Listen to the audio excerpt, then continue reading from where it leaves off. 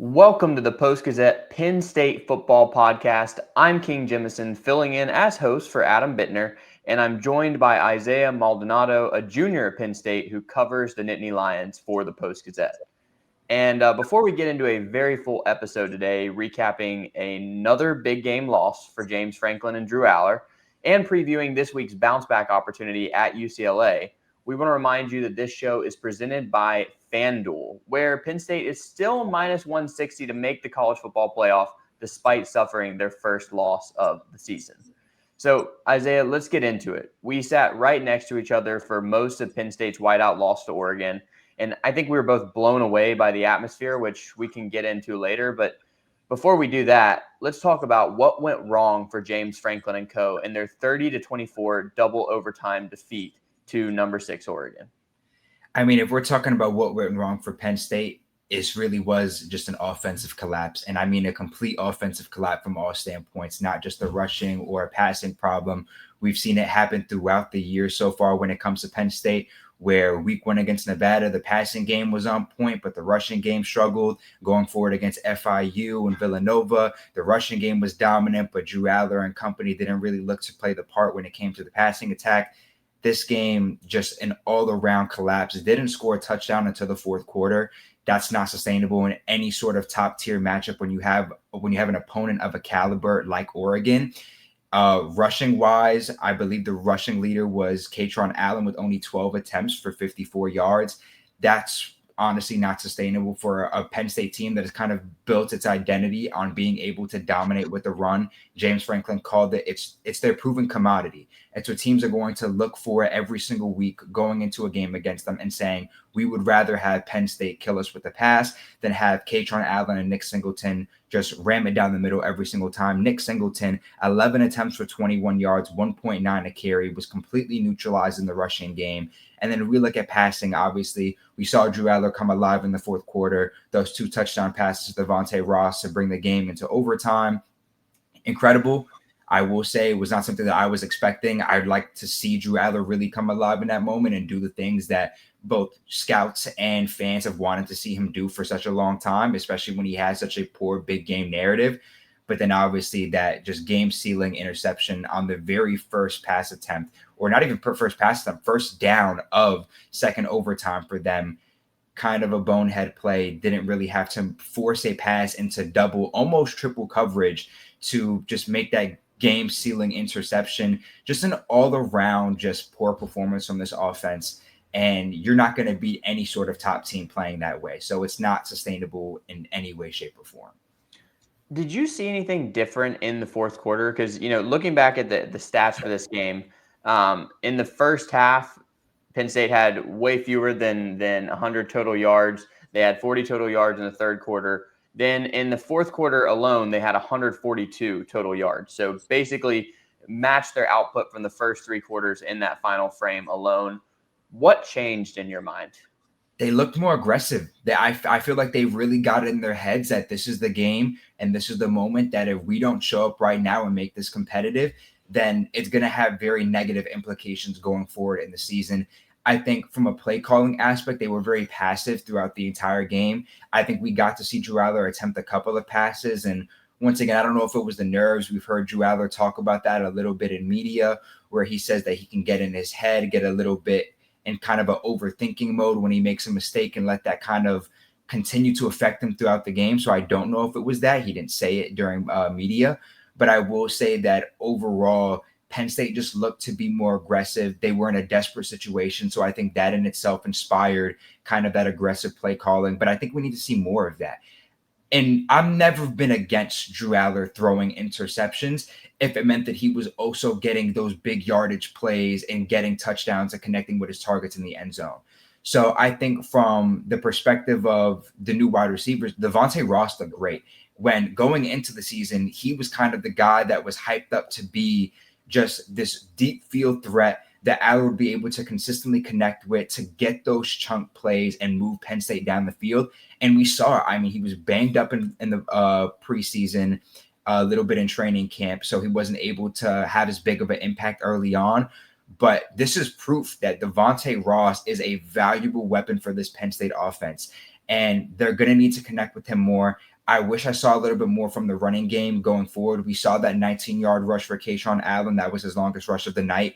We saw him get that touchdown in overtime. I'm happy he was able to kind of get invigorated by the rest of the offense kind of thriving. And it did well for Penn State to kind of put the pressure on Oregon to score. But overall, it's just not what we want to see from Penn State as the number 3 team in the nation. And that's why they got knocked down a couple spots. I believe they're at number 7 now. Just passive play calling. That's not going to win you games. It's not going to take you to the promised land of winning a national championship. No, it's not. And to update the stats I was saying earlier, they had 109 total yards in the first 3 quarters. In none of those quarters did they average more than 3.3 yards per play. That's pitiful. Yep. Then in the fourth quarter, as I said, 142 total yards, 7.5 yards a play. Just a totally different team. I guess you can be encouraged that they're able to flip that switch, and maybe it gives you some hope moving forward. But it's very concerning that the version of Penn State that came out for perhaps the biggest game of the season, certainly the biggest home game of the season, was just so offensively inept. And something to highlight for Drew Allar, he currently sits 88th in the country and 15th in the Big Ten in quarterback rating. Now, the Big Ten has 18 teams. And outside of the Nittany Lions' first touchdown drive against Oregon, which was early in the fourth quarter, and on that drive, he completed 3 passes for 56 yards and a score. Outside of that, he was 11 for 22 for 81 yards and a pick. Added 1 more touchdown as well. But that's just not the stat line you need from your experienced quarterback who's supposed to be taking a step forward this year, who's supposed to be in the NFL draft conversations this year. But it did go beyond Allar, I feel like. And Isaiah, you talked about the play calling, and that was certainly part of it, not really being willing to take those shots. But what did you see from the running game? Because by the end of the game, the stats looked okay, but in the first half in particular, it really felt like they couldn't get anything going on the ground, and they only had 24 yards rushing in that first half. I just feel like they look less explosive, especially when it came to Singleton. I don't think he was able to find the gaps that he usually does. And we can also credit that to an offensive line issue, because I will say, not to, completely alleviate the blame off of Drew Allar, but it definitely was a team loss and a team offensive issue. But the offensive line allowed a lot of pressures. I believe there were 5 tackles for losses from that Oregon defense, 2 sacks from the Oregon defense. They were able to consistently get into the backfield, kind of cause problems for Drew Allar, cause problems for Singleton and Kaytron, made it harder for them to do their jobs. And even when it came to just a standard run blocking from the offensive line, those gaps did not look as big as they usually did. Seeing how they were prepared for this Oregon game, we heard from James Franklin that he felt that the non-conference schedule was definitely not something that prepared them for the Oregon game. It was tough. You can't expect to play teams like Villanova, FIU, and Nevada, and then be able to transfer that exact same result into an elite team like Oregon. So I just think that they were overwhelmed. It felt like going from an FCS team like Villanova, having that bye week, and then jumping immediately into a Big Ten matchup with one of the best teams in the country. It feels like they kind of forgot what that difference of skill set is between certain programs, and it showed. So I feel like from a running standpoint, they definitely didn't look as explosive. Hard to find those gaps, hard to break away in open space. Weren't able to break tackles as often as they wanted to. We heard Drayton, the running back coach for Penn State, kind of talk about leading into the season, wanting to make it to where Singleton and Kaytron were less reactional and more anticipating what was going on. And it feels like because they were so overwhelmed by that Oregon defense, there was no way anticipating the second level. They were fighting just to be able to break through that first level and get off the line. And if they were able to get past it, which was on very few occasions, then that Oregon secondary and those linebackers were able to just close in on them, keep the play short, and inevitably lead to a lot of short drives for Penn State. I believe they had 3 drives where they had less than 2 minutes of total possession. That's just at no way, shape, or form is that how you want to move the ball up the field. So I think it was a complete team issue. Running back struggled. But in terms of those gaps, James Franklin kind of hyped up this offensive line unit as one of the best in the country. And they quite frankly haven't been that thus far in the season. Yeah, though they did start to impose their will in that fourth quarter after they Absolutely. finally were able to put together some longer drives, maybe tire out that Oregon defense a little bit. In the fourth quarter alone, 12 rushes for 72 yards for Penn State. And in the end, the rushing numbers are okay. 139 yards on the ground, 4 yards a carry after a really abysmal first half. So hopefully that's something that they can build on. But Isaiah, you started to touch on this with the comments that James Franklin made about not necessarily being prepared for a top opponent. And we'll get into Oregon in a little bit, but they might be literally the best team in the country. But is there anything else that stuck out to you from what James Franklin said either after the game or in his press conference yesterday? I mean, I feel like something that kind of rubbed me off the wrong way was the comment about Jim Knowles speaking to some of the players about just how Ohio State was able to handle Oregon. I feel like that's a comparison that you don't necessarily want to hear from a team that bested you last year, and then coming to Jim Knowles coming to Penn State, setting that precedent. The precedent shouldn't be that Penn State has to play like Ohio State. I think that's something that these are two completely separate different rosters. These are two different teams with two different identities. So to kind of have to Jim Knowles stand up and say that this is how Ohio State did it, I think that's something that could rub off players the wrong way. And for James Franklin to say this is something that he wants Jim Knowles to share with the rest of the team, I think that could be something that's a little bit rough. I think also the way, obviously, James Franklin saying that it's not much of a narrative of how he plays in big games. It's obviously nice to hear him take accountability for these losses. Obviously, teams want a coach that is going to be able to stand up in the face of adversity and say, this is on me, I'm going to get better. But at what point are you going to get better? At this point, going to 4-21 against top 10 teams, 1-18 against top 10 teams that are in the Big Ten, it just seems time and time again, we're hearing James Franklin take accountabilities for these losses. But when we actually get to game time against these opponents, it's the same result. We're seeing Penn State's offensive extremely slow to start. We're seeing them being anchored by a defense. We're seeing the defense have to be on the field entirely too long, getting gassed out and struggling down the stretch to kind of eliminate those deep threats, stop the run game from opponents in general. So it's cool to see him take accountability, but we need to see change. And that's the main thing that I think people want to see from James Franklin going forward. He's going to have 2 chances so far. I believe Indiana is number 8 right now, and Ohio State is number 1. So both 2 chances for him to kind of fix that statistical record at least a little bit, show that they have enough moxie, show that they have enough guts to match up against top 10 Big Ten opponents. But as of right now, there's a lot of questions around whether they can perform or not. Yeah, certainly. And by my count, that was the 15th straight loss for Penn State to a top 6 opponent, which Oregon was ranked number 6. They jumped up to number 2 in the polls. Penn State was number 3. They fall down to number 7.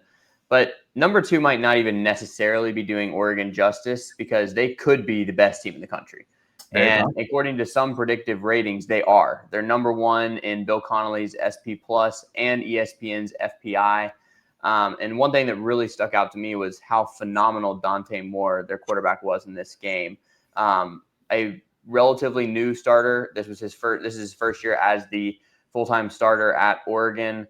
And to go into that environment, which is what I want to touch on next, and be able to perform the way he did, threw for 248 yards, and he was never sacked, never turned it over. It felt like he moved the chains on the ground or through the air whenever he needed to, which, because of the way that whiteout crowd performed, even if maybe Penn State didn't live up to it, I think it makes that performance by a young quarterback all the more special. But Isaiah, we kind of got to experience a whiteout for the first time together. What are you going to remember most about the environment inside Beaver Stadium? I mean, it was nothing short of electrifying. That's the best way for me to describe it. Seeing the Oregon miss the first field goal because there was just so much excitement in the arena, so much excitement in the stadium. Like I felt reverberations in the press box. It genuinely felt like that to see over 111,000 people in one stadium. and to see so little Oregon jerseys in such a anticipated matchup really does speak volumes about how hyped up historically the Penn State wideout game is. So just seeing the Oregon kicker miss that field goal, hearing everybody before Zion Tracy's fumble recovery was overturned, like there was just so much going on. They were definitely a factor. I know Dan Lanning came out and said he feels like that crowd is worth 7 points, and they weren't that tonight. I think there's a lot of calls that were overturned that could have affected the way that that game came out, but I don't think that that crowd was anything short of incredible. It's definitely something to remember going forward, because I don't know when I'm going to get the opportunity to be surrounded by a crowd just that hyped. Yeah, me neither, because they don't really exist elsewhere. I mean, that was one of the coolest environments in all of sports, not just college football. I will certainly never forget the team running out, and with Zombie Nation's Kerncraft 400, or however you pronounce that song, but the Zombie Nation "We Are Penn State" chant playing. I remember the Mo Bamba playing before during the first Oregon possession, and just the crowd going to a fever pitch. Then I'll also remember being on the field as the game ended and just hearing 111,000 voices just snuffed out like that. And for it to just go dead silent in what had been a rocking stadium all night. You have to give incredible credit to Oregon for being able to bounce back in overtime. I mean, we haven't really talked about the flow of the game. That's not what this podcast is about. You broke that down after the game, but Oregon takes a 17-3 lead. Looks like Penn State is dead in the water. They come back to force overtime, and then Penn State scores first in overtime. And now all of a sudden you're looking at Oregon has to score a touchdown to keep the game alive. They're able to do that. Then when they get the ball to start the next overtime, score immediately on the first play, and Penn State now has to answer, and Drew Allar throws an interception on the first play. Just like the swings in that game were unmatched, and the crowd was there for every single one of those. But turning the page to this week and the season to come, despite that loss, Penn State is still third in the conference with plus 700 odds to win the Big Ten, according to FanDuel. So everything's still very much on the table for Penn State. But before we get into the UCLA game, Isaiah, is there anything, does this loss change how you perceive what this team can accomplish? Did you change your view on Penn State's ceiling after yet another big game loss? I think just going into the season, I kind of had very similar expectations. I was excited to see the new downfield threats. I was excited to see the emergence of a tight end like Luke Reynolds kind of be able to fill the void of somebody like Tyler Warren. But I do think that at the end of the day, the issues for Penn State are the same as ever. This defense is elite. We've seen it. But the offensive question marks are always going to be there. And until I see Penn State be able to execute offensively at a high level against good competition, those question marks are going to just stay there. I believe with Adam earlier on in the pod, we both gave kind of our beliefs, or not beliefs, but our predictions of what we think Penn State is going to be able to accomplish this season. I said that if Penn State lost to Oregon, I see them going 10-2 on the season. I don't believe that if Penn State is able to lose to Oregon in a wideout environment where there's 111,000 fans over that, all supporting them, cheering, just raising the energy, raising their ceiling, and being able to nerf the opposing team. I really think it's going to be hard for Penn State to go into Ohio State, knowing the history that they have against a team like Ohio State, and be able to walk out with a win. I think Jim knows, obviously, knowing the personnel so well gives them a very, very good advantage. But at the end of the day, I think the ceiling stays pretty much the same for Penn State. I didn't see them as true national championship contenders. I can still see them making a pretty solid run if they get in as a high seed, being able to beat down on some lower tier teams. But I think at the end of the day, a team within the caliber of Notre Dame last year, a team within the caliber of a Miami, a Georgia, a Ohio State, and Oregon, those teams are going to present a lot of problems for Penn State. And I think that in terms of predicting their outcome, I think this doesn't do much but pretty much solidify that they have a lot of work to do if they want to be able to reach those goals and aspirations of hosting up that national championship trophy. Yeah, they look very far from a national championship team.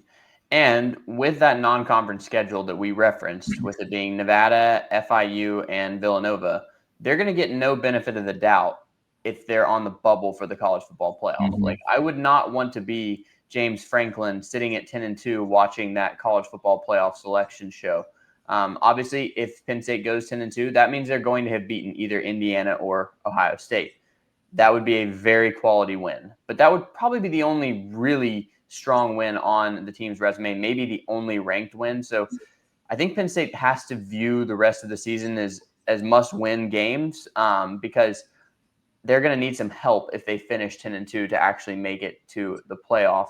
And that Indiana game certainly seems like it's going to be a playoff eliminator, with Indiana having a little stronger schedule than they did a year ago. But if Indiana loses to Oregon and Penn State loses to Ohio State, as you would expect in both cases, given what we've seen from those teams, then there's no way that both Indiana and Penn State are going to be able to get in, or it seems unlikely they'd both get in at 10-2.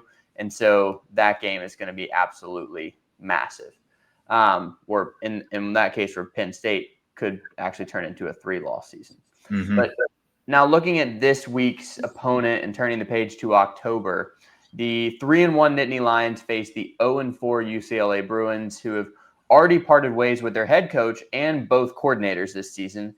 They fired second-year head coach Deshaun Foster and defensive coordinator, you know what? I'm not going to give it an attempt at the name right now. His last name is Malloy. But they fired both Foster and Malloy after losing their first 3 games of the season. And they just let go of Central Catholic alum and former Pitt quarterback Tino Sinceri as their offensive coordinator after last week's loss to Northwestern. So completely new coaching staff for UCLA. It's been absolutely a nightmare start. They were blown out by Utah at the beginning of the season and have since lost to UNLV, New Mexico, and Northwestern. And this was crazy, but ESPN said they have a 61% chance of finishing winless, 0-12. And that's despite bringing in perhaps the most notable transfer of the offseason in quarterback Nico Iamaleava from Tennessee. That was probably the story of the college football offseason, the sort of quarterback trade that went down between Tennessee and UCLA. Bruins certainly did not seem to get the better end of that trade or any element of this season so far. But with the Nittany Lions as 25.5-point road favorites going into the Rose Bowl, that's pretty, and that's according to our friends at FanDuel, 25.5-point favorite on the road. Do you see Penn State as having any chance of losing this game, Isaiah? I don't want to say 0. I don't know how many things in life are actually 0% probable, but I will say that there should be a 0.001% chance of them losing this game. I think if they were to lose this game, not only does this eliminate any chance of them objectively making it in any high seeding for college football playoffs, I believe a loss against this team could eliminate them entirely. That's how bad this UCLA team has been to start. Obviously, Nico has had his struggles, has not been the player that has been hyped up to be for UCLA. There's a hell of a lot going on there, so it definitely isn't only on him. James Franklin actually gave Nico a lot of credit in his presser on Monday, crediting his ability to roll out of pocket, make some really tough throws, use his legs, run an offense. So I do think that Nico is going to be, despite his play so far this season, he's always going to be somebody to watch out for. But I just can't see a UCLA team that is basically operating with interim coaches at a lot of pivotal positions to be able to walk out with any sort of win. I think a lot of the pressure is going to be more so on this Penn State offense to blow them out of the water than there is for any chance of this UCLA offense being able to torch that Penn State secondary or be able to run the ball down the middle on that Penn State defensive line. The questions aren't about the defense. This is a game where I expect almost another shutout, despite them being a Big Ten team. We've seen how Penn State has been able to dominate those weaker teams in the early non-conference schedule, had a shutout against FIU. That is the mentality that they need to go into it with when playing UCLA.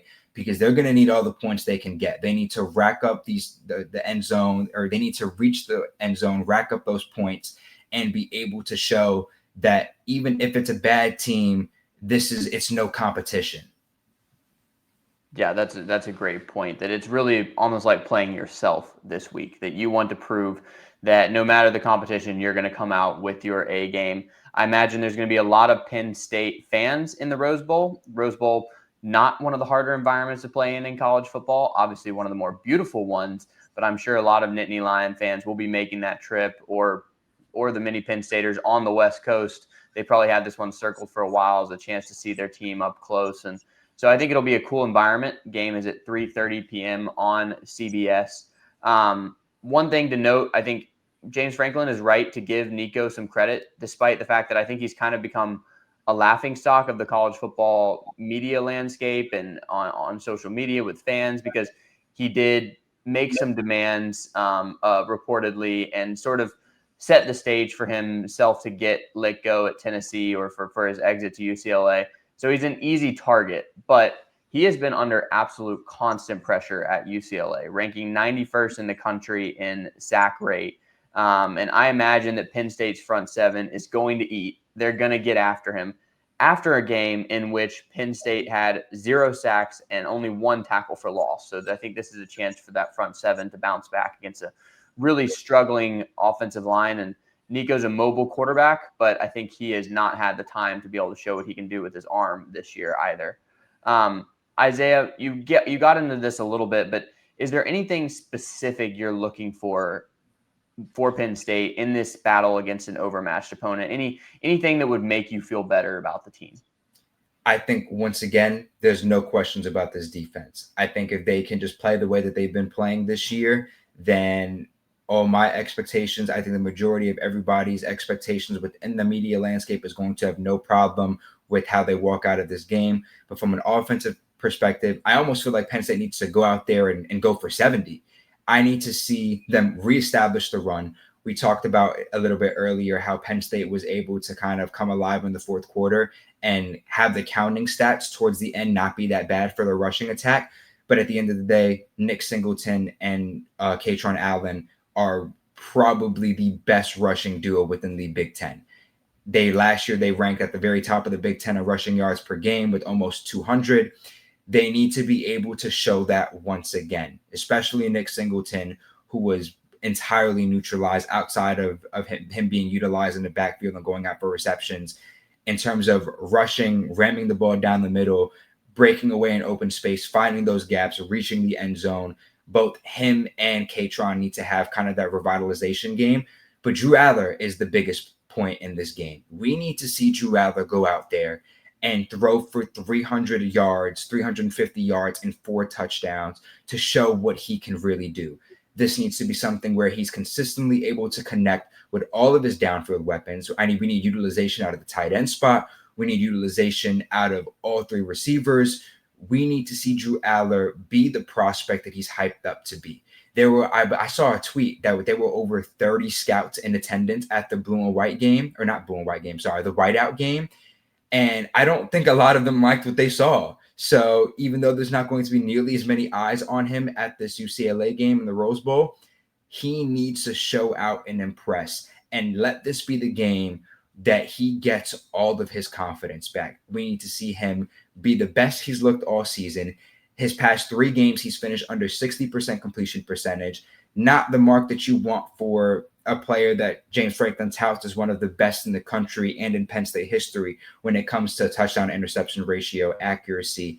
Drew Allar needs to play, I would want to say, the best game of his career, at least counting stats wise, in order for Penn State and its offense to be viewed in a much better light. Yeah, that's where I was going to go as well. Specifically, I'd love to see Penn State get the downfield passing game going. Really, outside of the first touchdown to Devontae Ross, they really didn't have much going downfield at all. And frankly, neither did Oregon. And that's a testament to both of these defenses.